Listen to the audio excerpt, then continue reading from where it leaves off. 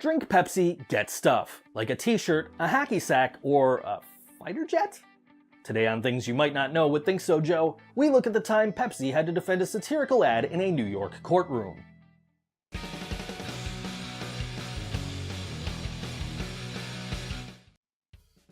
On March 28, 1996, PepsiCo launched a loyalty program known as Pepsi Stuff with the tagline, "Drink Pepsi, get stuff." A catalog full of things you could buy with Pepsi points acquired from various Pepsi products, including bottles, multi-packs, and cups, included items such as t-shirts, hats, denim and leather jackets, mountain bikes, among other Pepsi-branded merchandise. One thing you couldn't find in the catalog was an AV-8 Harrier vertical short takeoff and landing, or VSTOL, attack jet.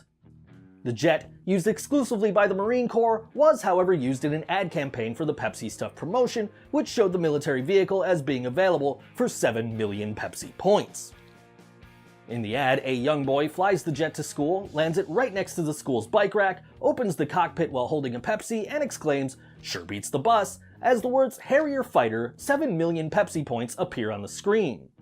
Surely nobody would 1. Take this portion of the ad seriously, or 2. Be able to accumulate 7 million Pepsi points, right? Well, not exactly. The Pepsi Points program also allowed participants to purchase points through the mail for 10 cents each, a provision that 21-year-old business student John Leonard took advantage of.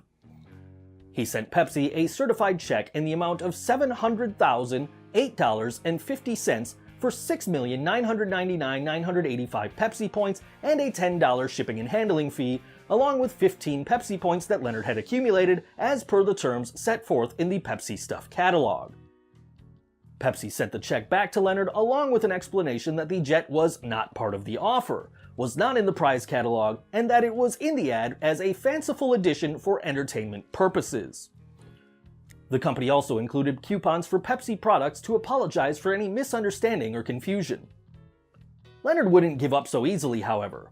His attorney penned a letter to PepsiCo stating that Pepsi's response was unacceptable, as they had reviewed the Pepsi Stuff commercial and found that it clearly offered the Harrier jet as a prize. As their client had followed their rules explicitly, they issued a formal demand that Pepsi honor their commitment and arranged to transfer the jet to Leonard within 10 business days. Failure to do so would bring about appropriate action against the company. Pepsi forwarded the letter to the advertising agency who created the ad, who responded to Leonard and his attorneys that the offer was clearly a joke and that they found it hard to believe that anyone would have taken it seriously. Meanwhile, they modified the ad ever so slightly, adding a couple of zeros to the price of the jet, which was now advertised at 700 million Pepsi points. Leonard subsequently took legal action, bringing Pepsi to court on grounds of fraud, breach of contract, and deceptive advertising.